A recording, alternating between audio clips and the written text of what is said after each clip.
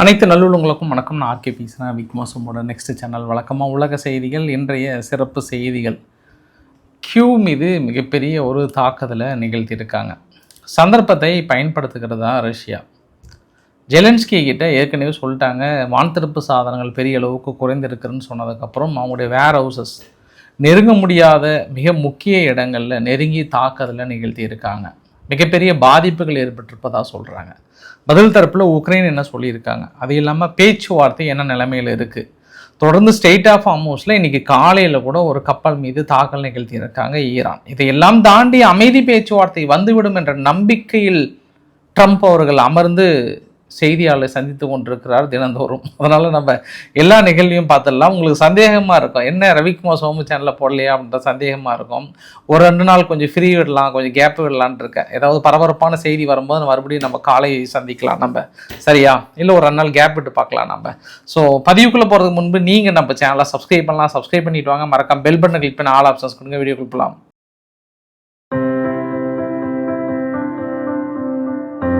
First இன்னைக்கு Russia என்ன பண்ணியிருக்காங்க, உக்ரைனில் இருக்கக்கூடிய கியூ தலைநகர் இருக்கு இல்லையா, அங்கே ஒரே இடத்த மையமாக வைத்து அடுத்தடுத்த தாக்குதலை நிறைவேற்றுறாங்க. தாக்குதல் பெரும்பாலும் ஃபெயிலர் இல்லை, பெரும்பாலும் சக்ஸஸ். இந்த வரைபடத்தில் பார்த்தீங்க அப்படின்னா மொத்தம் அவங்களுடைய 4 வேர் ஹவுசஸ் இருக்குது. ஒன்று வந்து நோவா போஸ்தா வேர் ஹவுசஸ் ஒன்று, இன்னொன்று வந்து பக்கத்தில் வேர் ஹவுசஸ் காம்ப்ளெக்ஸ் ஒன்று இருக்குது, லாஜிஸ்டிக்ஸ் சென்டர் ஒன்று இருக்குது, ரேபன் சொல்லிட்டு உக்ரைன் லாஜிஸ்டிக் வேர் ஹவுசஸ். இந்த 4 தான் உக்ரைனுடைய மிகப்பெரிய ஒரு எபிக் சென்டர். மேபி ஆயுத குடோன்களாக இருக்கலாம் அப்படின்னு ரஷ்யா நேரடியாக தாக்குதல் நிகழ்த்தி இருக்காங்க. இந்த தாக்குதலில் ஒட்டுமொத்தமாக 28 இஸ்காண்டர் MS-400 பாலிஸ்டிக் மிசைல்ஸை யூஸ் பண்ணியிருக்காங்க. 9 Zircon hypersonic cruise missiles, 2 Kinzhal 23 ballistic missiles, ஒட்டுமொத்தமாக சேர்ந்து 39 மிசைல்ஸ் அனுப்பியிருக்காங்க. அது பேட்ச் பை பேட்சாக அனுப்பியிருக்காங்க. ஃபஸ்ட்டு ஒரு 20 இஸ்காண்டர் மிசைல்ஸும், அதுக்கப்புறம் ஒரு 8, அதுக்கப்புறம் ஒரு 2, அதுக்கப்புறம் 2 பேட்ச் பேட்சாக அனுப்பியிருக்காங்க. ஏன்னா ஃபஸ்ட்டு இடைமறிக்கிற பிரச்சனைலாம் இருக்குது இதெல்லாம். இதில் அவங்க பாதிக்கு மேலே நாங்கள் இடைமறிச்சிட்டோம் அப்படின்ற மாதிரி வந்து சொல்கிறாங்க. 7 Zircon hypersonic cruise missiles, 9 Zircon hypersonic missiles இருக்கு இல்லையா, அதை வந்து 3 பேட்சாக அனுப்பிச்சிருக்காங்க. ஃபஸ்ட்டு 2, 7, 2 இந்த மாதிரி பேட்ச் பேட்சாக பிரித்து 1 மணி நேரம் டைம் எடுத்துக்கிட்டாங்க. அந்த 1 மணி நேரத்துக்குள்ளார அவங்களுடைய முக்கியமான வேர் ஹவுசஸ் ஃபுல்லாகவே தாக்கல் நடத்துகிறாங்க. இவங்களும் பதிலுக்கு நிறைய வேர் ஹவுசஸ் தாக்கல் நடத்திட்டாங்க. யார்? உக்ரைன் வந்து ரஷ்யாவில் இருக்கக்கூடிய மிகப்பெரிய வேர் ஹவுசஸ் மொத்தம் 25 வேர் ஹவுசஸ் இருக்குது. 25 வேர் ஹவுசஸில் இன்றைக்கி காலையில் கூட ஒன்று அடிச்சிருக்காங்க. ஒட்டுமொத்தமாக சேர்த்து 20. நேற்று மாஸ்கோவனுடைய மிக முக்கிய நிலைகளில் தாக்கல் நடத்தியிருந்தாங்க. இன்றைக்கி மாஸ்கோவை விட்டு கொஞ்சம் தள்ளி பெரிய தாக்கல் நடத்தியிருந்தாங்க. பட் அந்த வேர் ஹவுசஸுக்கும் இந்த வேர் ஹவுசஸுக்கும் பெரிய வித்தியாசங்கள் இருப்பதாக ரஷ்யா தரப்பில் சொல்கிறாங்க. இவங்க நடத்துகிற வேர் ஹவுசஸ் வந்து ஆன்லைனில் சேல்ஸ் பண்ணுறது. அமேசான் போன்ற நிறுவனங்கள் ஒரு கிடங்குகள் எப்படி இருக்குமோ அந்த கிடங்குகள் மீது தாக்கல் நடத்தும் போது பார்க்குற பதிவு. பட் இது எல்லாமே உக்ரைன் இராணுவத்துக்கு சம்பந்தப்பட்ட வேர் ஹவுசஸ் என்று சொல்லப்படுகிறது. ஒரு சில வேர் ஹவுசஸ் அவங்க பயன்பாட்டுக்கு தனியாக இருக்கலாம். இது எல்லாமே அவங்க மிக முக்கியமான லாஜிஸ்டிக் ஹப் என்று சொல்லப்படுகிறது. இது இல்லாமல் உக்ரைனுடைய துறைமுகங்கள் தனியாக தாக்கல் நடத்தப்படுகிறது. ஆயுதங்கள் வந்து இறங்குகின்ற ஒரு பகுதி மீதும் தாக்குதல் நடத்தப்பட்டு கொண்டிருக்கிறது. சமீப காலமாக உக்ரைன் மிகப்பெரிய ஒரு தாக்குதலுக்கு இலக்காக்கப்பட்டிருக்கிறது. அதற்கு ஜெலன்ஸ்கி சொல்லப்பட ஒரே ஒரு காரியம், தங்களிடம் வான்தடுப்பு சாதனங்கள் இல்லை, ஐயோ எங்களை காப்பாற்ற வேண்டும். காரணம் என்ன? ஈரான் நடத்திய தாக்குதலில் ஒட்டுமொத்த வான்தடுப்பு சாதனங்களையும் இழந்து நிராயுதபாணியாக நின்று கொண்டிருக்கிறது அமெரிக்கா. இந்த நிராயுதபாணியாக நின்று கொண்டிருக்கிற வேளையிலே நான் எப்படி உங்களுக்கு தருவது? லைசன்ஸும் கொடுக்கல, ஆயுதங்களும் கொடுக்கல. இந்த வின்டர் சீசனில் தன்னை கழுவி விட்டுருவாங்களோ, கை கழுவி விட்டுருவாங்களோ அப்படின்ற எண்ணம் ஒரு வேளை ஜெலன்ஸ்கிக்குள்ளே வந்துருச்சோ அப்படின்னா அவர் இன்னைக்கு ஒரு அதிரடிய தகவலை கொடுத்துருக்காங்க. பல நபர்கள் அதிர்ச்சி அடையக்கூடிய தகவலாக இருக்கும். நீங்கள் கூட மேபி கேட்டிங்கன்னா அதிர்ச்சி அவங்க ஏதாவது பக்கத்தில் ஏதாவது இருந்தால் பிடிச்சிட்டு நின்றுக்கோங்க. காரணம் என்னவென்றால், கடந்த 1 மாதத்தில் மட்டும் நாங்கள் நடத்திய அதிரடி தாக்குதலில் ரஷ்யா தரப்பில் 30,000 வீரர்கள் கொன்று குவித்திருக்கிறோம். இது வந்து சும்மா நான் சாதாரணமாக கணக்கு பண்ணாமல் சொல்கிறது. ஆக்சுவலாக கணக்கு பண்ணால் இன்னும் பல ஆயிரம் தாண்டும். சும்மா ஒரு கெஸ்ஸிங்கில் நாங்கள் சொல்கிறதே 30,000ன்றாங்க. நினச்சி பாருங்கள், இது வந்து ஜூலையில் நடத்தினது மட்டும் 30,000 பேர் இறந்து போயிருக்காங்கன்னா அப்போ பல கோடி பேர் போகும்ல உக்ரைன் கிளைம் பண்ணுறதுல. இந்த உலகமும் இந்த கூட்டமும் தன்னையும் தன்னுடைய வார்த்தைகளும் நம்பிக்கொண்டு இருப்பதாக ஜெலன்ஸ்கி தன் ஆள் மனதில் யாரோ நம்ப வைத்து விட்டார்கள். அந்த கதையை இன்னும் சலிக்காமல் சொல்லி கொண்டிருக்கிறாரா ஜெலன்ஸ்கிக்கும் ட்ரம்ப்புக்கும் பெரிய வித்தியாசம்லாம் இல்லை. ட்ரம்ப் இன்னைக்கு காலில் கூட லேட்ஸ் மேக் எ டீல் பேச்சுவார்த்தை போயிட்டு இருக்குன்றாரு. ஆனால் பின்னாடி பார்த்தோன்னா சம்பவம் வேற மாதிரி இருக்கு. அதே தான் அந்த கதையும் அங்கே இருக்கு. பெரிய வித்தியாசம் இல்லை. அதை விட ஜெலன்ஸ்கி என்ன சொல்றாருன்னா, ஐயா நான் எங்ககிட்ட எவ்வளோ ஒரு மோசமான வான்தரப்பு சாதனங்கள் இருக்குன்னா, நேற்று ரஷ்யா நடத்திய தாக்குதலில் ஊடுருவி வந்து சக்சஸ் பண்ணியிருக்காங்க. அது வடகொரியானுடைய ஆயுதங்கள். நார்மலாகவே வடகொரியானுடைய ஆயுதங்கள் நமத்து போன பட்டாசாக கொளுத்தணும் அப்படின்னா அதே இடத்துல வெடிச்சிடும். அதே மாரி வந்தாலும் திரும்பி கொயன்னு சுற்றிட்டு போய் திரும்பி அதே இடத்துல அடிக்கும். இதுவரை ஒரு வடகொரியா ஆயுதங்கள் கூட எங்களுடைய இலக்குகளை அடையவும் விடவில்லை. அந்த அளவுக்கு வான் தடுப்பு சாதனங்களை பார்த்தாலே திரும்பி ஓடி அவருடைய இலக்கை அடித்து விடக்கூடிய அந்த ஏவுகணைகள் நேற்று எங்களை வந்து சந்தித்து சிரித்து எங்கள் மீது தாக்குதலை நடத்தியிருக்கிறது என்றால் யார் இதற்கு காரணம்? எங்களிடம் வான் தடுப்பு சாதனம் இல்லை என்று எள்ளி நகையாடி கொண்டிருக்கிறது வடகொரியாவின் ஆயுதங்கள். ஓ ஐரோப்பா தேசமே, இன்னும் நீங்கள் ஆயுதங்கள் எங்களுக்கு கொடுக்கவில்லை என்றால் இந்த மாதிரி நமத்து போன வெடி மூலம் நம்மளை தாக்கல் நடத்தி அழித்து விடுவார்கள். நாளைக்கு உங்களுக்கும் இதே கதிதான். உங்களை காப்பாற்றுவதற்கு எனக்கு வேற வழி தெரியவில்லை, உடனடியாக காப்பாத்துங்கள்வாங்க. வடகொரியாவுடைய ஆயுதத்தை பண்ணி என்ன பண்ண முடியும்? அவங்களுக்கு என்ன இப்போ பப்பி சேம்னா அமெரிக்கா கிட்ட சொல்றது என்னன்னா, பாஸ் வடகொரியா இதெல்லாம் நம்மளை வந்து தாக்கல் நடத்துதே பாஸ், அதை கூட எங்களால் தடுக்க முடியல, ஏதாவது ஒன்று பண்ணுங்க அப்படின்னு உக்ரைன் தரப்புல கேட்டுறாங்க. அதற்குன்னு ரஷ்யாவுக்கு இழப்பே இல்லையான்னு நினைச்சிடாதீங்க. ரஷ்யாவுக்கெல்லாம் பயங்கரமான இழப்பு, அதெல்லாம் கொஞ்சம் நஞ்சம்லாம் இல்லை, பெரிய அளவுக்கான இழப்புகள் இருக்குது. அவங்க வேர் ஹவுசஸ் ஃபுல்லாக இழந்துட்டாங்க. அவங்க க்ரூட் ஆயில் வந்து உள்ள உற்பத்தி நிலைகளே பெரிய அளவுக்கு இழந்துட்டாங்க. எல்லா கேஸ் ஸ்டேஷனும் எல்லா இடத்துல லாங் கியூ இருக்குது. ஒரு வருஷம் பெட்ரோல் டீசல் கேஸோலைன் ஏற்றுமதி பண்ணுறது தடை விதிச்சிருக்காங்க. க்ரூட் ஆயில் ஏற்றுமதி பண்ணுறாங்க, பட் பியூரிஃபை பண்ண பெட்ரோல் டீசல் இதெல்லாம் வந்து ஏற்றுமதி பண்ண தடை விதிக்கிறாங்க. இன்றைக்கி காலையில் கூட ஒரு செய்தியை பார்த்தேன் நான், இந்த வரைபடத்தை பார்க்குறீங்கள, இது வந்து சிரியாவிலிருந்து ரஷ்யாவுக்கும் ரஷ்யாவிலிருந்து சிரியாவுக்கும் ஏற்றுமதி இறக்குமதியை பூஸ்ட் பண்ணுறாங்க. இப்போதைக்கு சிரியா என்ன சொல்கிறாங்கன்னா, தலைவா கவலைப்படாத, ஈராக்கிலிருந்து பாதி வழியாக வர்றது வேணால் நாங்கள் ஈரான்கிட்ட சொல்லி தாக்கல் நடத்த முடியாத அளவுக்கு பார்த்துட்டு அப்படியே நாங்கள் உங்கள் வழியாக கொண்டு போட்டோமா, இல்லை அங்கேருந்து உங்களுக்கு கொண்டு வரதா இருந்தாலுமே கருங்கடல் பகுதி வழியாக பிளான் பண்ணுறாங்க, துருக்கியை மையமாக வைத்து. துருக்கியும் சிரியாவும் ஒரு அட்ஜஸ்ட்மெண்ட் இருக்குது. பட் கருங்கடல் வழியாக போகிறதான பிரச்சனையே. ஜெலன்ஸ்கி அடிச்சிடுறாரு. ஏன்னா அதற்கு நேற்று கூட ரஷ்யா வந்து என்ன பண்ணுறாங்க, ஒரு சில எண்ணெய் கப்பல்கள் மீது தாக்கல் நடத்துறதுனால அவங்க பதிலுக்கு என்ன பண்ணுறாங்க, தாக்கல் நடத்துகிற வழியை தான் பார்ப்பாங்க. அதனால் இப்போ சிரியா வந்து உதவி செய்கின்ற நிலைமை வந்து விட்டதா அப்படின்னு நம்ம இன்னொரு ஆங்கிள்லையும் பார்க்கணும். அதையும் மீறி சிரியா போயிட்டு ரஷ்யாவுக்கு முழுமையாக உதவி செய்து விட முடியுமா அப்படின்னா அதுவுமே டவுட்டு தான். அக்ரிமெண்ட்டை போடலாம், பிளான் பண்ணலாம், கொண்டு போகலாம். ஆனால் என்ன பெரிய சட்ட சிக்கல்னா, இப்போதான் சிரியா மீது இருக்கக்கூடிய தடைகளை நீக்கி இருக்கிறது அமெரிக்கா, ஐரோப்பா நாடுகள்.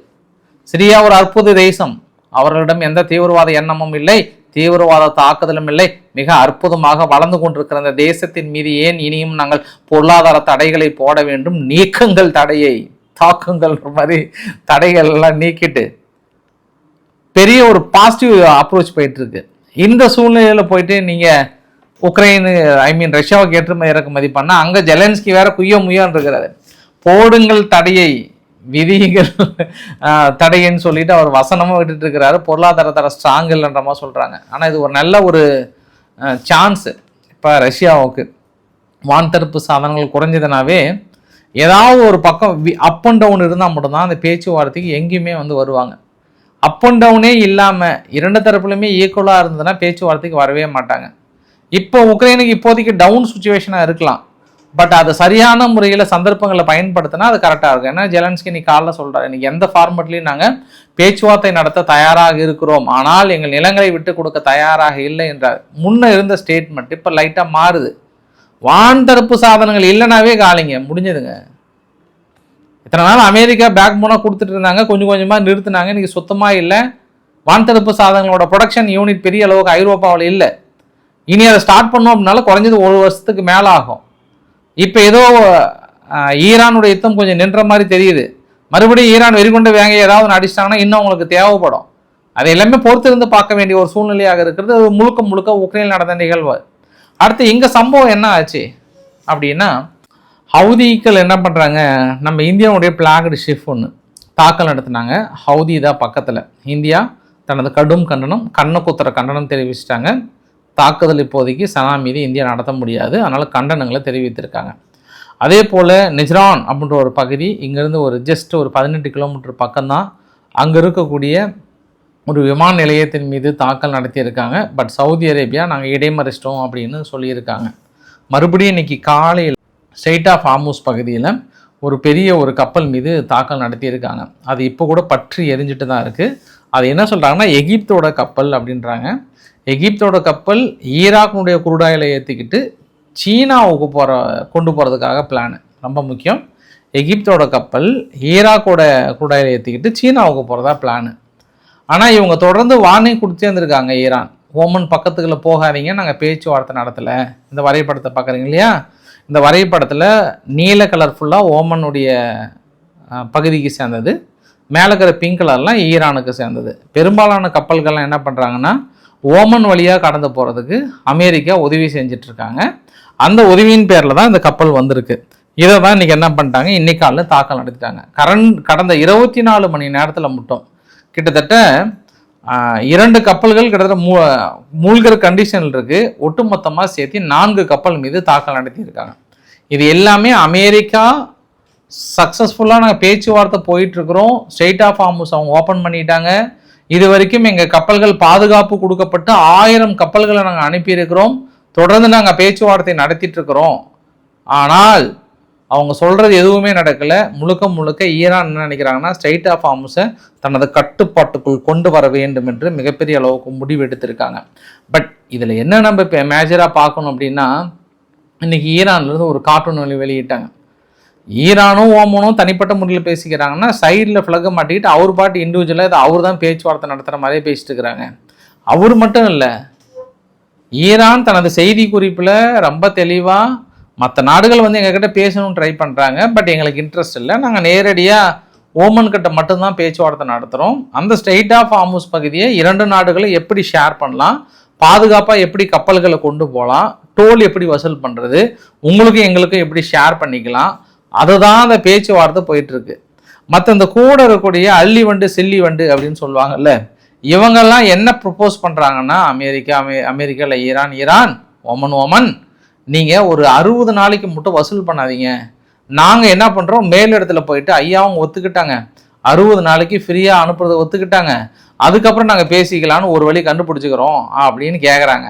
இப்போ என்ன ஆக்சியோஸ் பண்ணுற பத்திரிகைகள்லாம் சொல்ல வராங்கன்னா, வர வியாழக்கிழமை 60 நாளைக்கு மட்டும் டோல்கேட்டை வசூல் பண்ணாமல் ஓமனும் ஈரானும் ஒத்துழைப்பின் பெயரில் கடந்து செல்வதற்கான வழிவகைகளும் கையெழுத்துகளும் இடுவதாக செய்தி குறிப்புகள் அங்கிருந்து வந்திருக்கிறது. பட் விஷயம் என்ன அப்படின்னா, 60 நாளைக்கு அப்புறம் என்னன்னா 60 நாளைக்கு அப்புறம் நாங்கள் டோல் வசூல் பண்ணி தான் ஆகும்ன்றதுல அவங்க தெளிவாக இருக்காங்க. ஈரான் தரப்புல பிஃபோர் வார்க்கான சுச்சுவேஷன் இப்போ கிடையவே கிடையாது, நாங்கள் வசூல் பண்ணியே தீர்வோம் அப்படின்றதுல ஒத்த காலில் நிற்கிறாங்க. அடிக்கடி ஜம்ப் பண்ணுறாங்க. இப்படி ஒத்த காலில் நின்று அதில் ஜம்ப் வேறு பண்ணுறாங்க. அப்படின்னா அவங்க ரொம்ப ஸ்ட்ராங்காக இருக்கிறாங்க. இந்த செய்தியெல்லாம் கேள்விப்பட்ட அமெரிக்கா இன்னும் தன்னுடைய குழுக்கள் அங்கே பேச்சுவார்த்தை நடத்தி கொண்டிருப்பதாகவும் தான் வெற்றி பெற்றதாகவும் மனதுக்குள் ஒரு இதமாக நினைத்து கொண்டிருக்கிறார்கள். அதுவும் இன்று காலை நியூயார்க் போகும்போது ட்ரம்ப் அவர்கள் ஒரு வார்த்தை சொல்றாரு, தாக்குதலுக்கான தயாரிப்பு பணியில் நாங்கள் இன்னும் அந்த திட்டத்தில் தான் இருக்கிறோம், முழுமையாக பின்வாங்கலை, அவங்க கிட்ட இருந்து எங்க கிட்ட கேட்டாங்க, அதன் அடிப்படையில் தான் நாங்கள் தாக்கல் நிறுத்தணும், இல்லைன்னா வெரி ஹார்டு மிகப்பெரிய அளவுக்கு அடிச்சிருப்போம், பிரித்து மேய்ஞ்சிருப்போம். கடைசி நேரத்தில் அவங்க எங்ககிட்ட கெஞ்சி கேட்டதுனால தான் இந்த தாக்குதலை நிறுத்தலை. இப்போ கூட ஒரு குட் டிசிஷன் தான், கையெழுத்து போட்டு போயிட்டே இருக்க போகிறாங்க, இல்லைன்னா கண்டிப்பாக நாங்கள் தாக்கல் நடத்துவோன்றாங்க. யாராவது இப்போ கூட இருக்கிற அள்ளி வண்டு சில்லி வண்டுலாம் கொட்டசாமி கொஞ்சம் அமைதியாரு, ஏற்கனவே இது மாதிரி அமைதி ஒப்பந்தம் கரெக்டாக பக்கத்தில் வர நேரத்தில் ஒரு ட்விட்டை போடுவார், அங்கே புசுன்னு ஈரான் தரப்பில் மூச்சை விட்டுட்டு மேலும் கீழையும் மூச்சை விட்டு பிபி டேப்லெட் 2 போட்டு கிளம்பிட்டே வந்துடுறாங்க. ஓஹோ இப்படி கூட்டு வந்து அசாம் என்கிட்ட சைன் வாங்கிட்டு அமெரிக்கா வெற்றி பெற்றதாக அனௌன்ஸ் பண்றதுக்கு தான் இந்த வேலை செய்யறீங்களா? அதனாலதான் இந்த தடவை பாகிஸ்தானை கழட்டி விட்டு விட்டார்கள். இந்த பேச்சுவார்த்தையில பாகிஸ்தான் பிரதானமா இல்லை, பெரிய அளவுக்கு இல்லை, அவங்களை கழட்டி விட்டுட்டாங்க. இருந்தாலுமே இன்னைக்கு காலையில கூட ட்ரம்ப் அவர்கள் நான் அடித்த அடியில் துண்டை காணும் துணியை காணும் என்று ஓடிவிட்டு என்னிடம் வந்து கெஞ்சி கூத்தாடி இந்த போர் நிறுத்தத்தை பெற்றிருக்கிறார்கள். இன்னும் கையெழுத்திடவில்லை என்றால் தாக்குதல் மிக மோசமாக இருக்கும் என்று எச்சரிக்கையும் விடுகிறார் என்றால் நாம் அங்கே இருக்கக்கூடிய சூழ்நிலையை புரிஞ்சுக்கணும். அதனால் நானே ஒரு 2 நாள் கேப் விட்டுட்டேன். ஏன்னா இப்போதைக்கு இவங்க கொஞ்ச நாள் ஆயுதங்கள் வேணும், அதனால கொஞ்ச நாள் ஹோல்டு பண்ணுவாங்க. அந்த பக்கம் இஸ்ரேல் தரப்புல அப்படி வெறி கொண்டு வேங்கையாக்குறாங்க, எப்படாவது போர் நிறுத்தம் மறுபடியும் ஸ்டார்ட் ஆகுன்ற மாதிரி இருக்கிறாங்க. சூழ்நிலை அது மாதிரி இருக்கு. ஏன்னா அவங்களுக்கு இப்போ எலெக்ஷன் வருது. இப்போ ஆகஸ்ட் செப்டம்பர் அக்டோபரில் எலெக்ஷன் வருது. அதுக்குள்ளே ஒரு வாய்ப்பாக பயன்படுத்தி ஏதாவது வருமானு பார்த்தாங்க. எதுவும் பொறுத்திருந்து பார்க்கலாம். அது இன்னொரு காரணங்கள் இன்னைக்கு கூட சொன்னாங்க. THAAD வந்து 80% கிட்டத்தட்ட காணும். ஒன்று அடி வாங்கிடுச்சு, இன்னொன்று வான்தடுப்பு சாதனங்கள் இல்லாமல் பெரிய அளவுக்கு தடுமாறி இருக்குன்ற மாதிரி சொல்கிறாங்க. எல்லாம் கரெக்டு தான். ஹவுதிகளுக்கு என்ன பிரச்சனை? திடீர்னு ஏன் UAEயில் இருக்கக்கூடிய ஜபல் அலி போட்டு ஏன் அடித்தாங்க? அங்கே இருக்கக்கூடிய விமான நிலையத்துமே தாக்கல் நடத்தி அங்கே போக வந்து அதை 4 பேர் ஃபோட்டோ எடுத்து அவங்கள கைது பண்ணி அவங்கள 6 வருஷம் சிறை தண்டனை அறிவுக்கு போயிடுச்சு. இப்போ நார்மலாக UAEக்குள்ளே ஏதாவது வந்தோன்னா ஃபோட்டோ எடுத்துலாம் அனுப்பக்கூடாது. திடீர்னு ஃபோட்டோ எடுத்து 2 பேர்த்த பிடிச்சிட்டாங்க. பெரிய ஒரு தாக்குதல். ஏப்பா கோட்டசாமி, உங்களுக்கு என்ன பிரச்சனை? சவுதி தானே அடிச்சிட்டு இருந்தீங்க. UAE இதை கண்டனம் தெரிவிச்சாங்களா? இல்லை வேற யாராவது அடிச்சாங்களா? ஆனால் ஹவுதி தான் அப்படின்னு அக்யூரேட்டாக சொல்கிறாங்க. பட் ஆனால் இன்னைக்கு காலையில் தாக்கல் நடத்தப்பட்டது உண்மை. துபாய் விமான நிலையத்தின் மீது ஹவுதிகள் தாக்கல் நடத்தப்பட்டதாக முதல் கட்ட விசாரணையில் வருகிறது. இதுக்கப்புறம் தான் சர்ப்ரைஸ் காத்துட்டு இருக்கு. திடீர்னு ஏன்ப்பா அவங்கள கொண்டு வந்து கோத்து விட்டேன் அப்படின்ற மாதிரி சொல்றாங்க. அதனால தான் சவுதி அரேபியா என்ன சொல்லிட்டாங்கன்னா, அந்த தாக்கல் நடத்தினதுக்கப்புறம் நாங்கள் இனி ஹவுதிகள் கிட்டேயோ இல்லை ஓமன் மூலியமாகவோ நாங்கள் பேச்சுவார்த்தை நடத்த தயாராக இல்லைன்றாங்க. இன்னைக்கு காலையில் கூட அந்த ஸ்டேட் ஆஃப் ஹார்முஸ் பகுதியில் அமெரிக்கானுடைய AWACS இருக்கட்டும், இல்லை மற்ற விமானங்களும் சரி, ரீஃபில்லிங் ஏர்கிராஃப்டும் தொடர்ந்து பறந்துட்டு தான் இருக்குது. இந்த இப்போ பறக்கிறது எல்லாமே வந்து கப்பல்கள் ஓமன் மூலியமாக அனுப்புவதற்கான முயற்சியில் ஈடுபட்டு கொண்டிருக்கிறது அமெரிக்கா. சரி, வீடியோவோட நிறைவு பகுதி. ஒரு தடவை இந்தியாவில் பெரிய ஒரு விஷயம்லாம் நடக்கும்போது அல்ஜசீரா சேனலை முடக்கும் போது, அல்ஜசீரா சேனலை முடக்கலாம், எப்படி நீங்கள் முடக்கலாம், அடக்கலாம், ஒடுக்கலாம் அப்படின்ட்டு இந்த பாகிஸ்தான் ஆதரவு பெற்ற அரபு தேசங்கள்லாம் வந்து மிக கடுமையான எதிர்ப்பு தெரிவித்தாங்க. அது எப்படி நீங்கள் முடக்கலான்ட்டு. அதுவும் குறிப்பாக இஸ்ரேலுக்குள்ளார அல்ஜசீரானுடைய ஆஃபீஸே இருக்கக்கூடாதுன்னு தூக்கினதுக்கு அப்புறம் தேசமே கருத்து சுதந்திரம் பறிக்கப்படுகிறது, எரிக்கப்படுகிறது, நசுக்கப்படுகிறது, உழுக்கப்படுகிறது அப்படின்லாம் பல அடுக்கு மொழியில் பேசினாங்க. ரைட்டு. இன்னைக்கு அந்த அரபு நாடுகளுக்கு வந்து சோதனையாடுற மாதிரி பாகிஸ்தானில் அல்ஜசீரானுடைய இணையதளம் முழுமையாக முடக்கிட்டாங்க. நீ ஹிந்திலையும் வெளியிடாத, நீ அரபு மொழியிலையும் வெளியிடாத, இங்கிலீஷ்லையும் வெளியிடாதன்ற மாதிரி ஆங்கில ஊடகங்கள் எல்லாமே கம்ப்ளீட்டாக முடக்கிட்டாங்க. அல்ஜசீரானுடைய ஊடகம் முடக்கப்பட்டதற்கான காரணம் என்ன அப்படின்னா, பாகிஸ்தான் ஆக்குபைடு காஷ்மீரில் நடந்த போராட்டங்களை வெட்ட வெளிச்சமாகிறது, உலகத்துக்கு அறிமுகப்படுத்துகிறது. பாகிஸ்தான் ராணுவம் இல்லீகலாக வரம்பு மீறி மக்கள் மீது துப்பாக்கி சூடு நடத்துவதையும் வெளிச்சம் போட்டு காட்டுகிறது. பாகிஸ்தானில் இருக்கிற தடை செய்யப்பட்ட தீவிரவாதிகள் ஜெய்ஷ் முகமது தீவிரவாதிகளை அனுப்பி பேச்சுவார்த்தை நடத்துகிறார்கள். அந்த பேச்சுவார்த்தை நடத்த புகைப்படத்தை வெளியிடுகிறது அல்ஜசீரா. இதுபோல ஏராளமான எண்ணற்ற பாகிஸ்தானுக்கு எதிரான சம்பவங்களை அல்ஜசீரா தொடர்ந்து புகைப்பிடிப்பதனால் முழுமையாக நாங்கள் இதை தடை செய்கிறோம். தேர்தல் முறைகேடுகளை வெட்ட வெளிச்சமாக்கியிருக்காங்க. அதனால கருத்து சுதந்திரத்தை நான் தடுக்கிறேன் அப்படின்றாங்க. இப்படி ஒரு நிலைமை இந்நேரம் இந்தியாவுக்குள்ள அல்ஜசீராவை தடுத்து இருந்தாங்கன்னா இப்போ இஸ்ரேலுக்கு எப்படி எதிர்ப்பு தெரிவிக்கிறாங்க. அப்படி இருக்கும்போது பாகிஸ்தான் நீங்கள் இது மாதிரி பண்ணலாமா? சொல்லுங்க சொல்லுங்க சொல்லுங்க சொல்லுங்க. இந்த மாதிரி நீங்கள் கருத்து சுதந்திரத்தை தடுக்கலாமா? இதற்கு எத்தனை பேர் வந்து கருத்து தெரிவிக்கிறாங்க அப்படின்றத பார்த்துடலாம் நம்ம. சரி, ஃபைனலாக வீடியோவோட கிளைமேக்ஸில் என்ன பண்ணுறாங்கன்னா, ரஷ்யா வந்து ஒரு பெரிய ஒரு மல்டி ஸ்டோரி பில்டிங் ஒன்று, ஒரு 30-40 அடுக்கு பில்டிங் மீது இன்றைக்கி தாக்கல் நடத்தியிருக்காங்களாம். இது வந்து பக்கா தீவிரவாத தாக்குதல் அப்படின்றாங்க. அதே கேள்வி தான் இவங்க அதே மாதிரி அடுக்குமாடி குடியிருப்பு தாக்கல் நடத்தும் போது அது பக்கா பூ தாக்குதல், இது மட்டும் பக்கா தீவிரவாத தாக்குதல். இந்த பக்கா பூ தாக்குதலுக்கு தீவிரவாத தாக்குதலுக்குள்ள வித்தியாசத்தை இரவு பதிவில் பார்த்துடலாம். ஸோ நம்ம பக்காவாக பதிவு முடிச்சுக்கலாம். நம்ம பிடிச்சிருந்தா லைக் பண்ணுங்கள், ஃப்ரெண்ட்ஸுக்கு ஷேர் பண்ணுங்கள், சப்ஸ்கிரைப் பண்ணுங்கள். Ravikumar RK channel. நன்றி, வணக்கம்.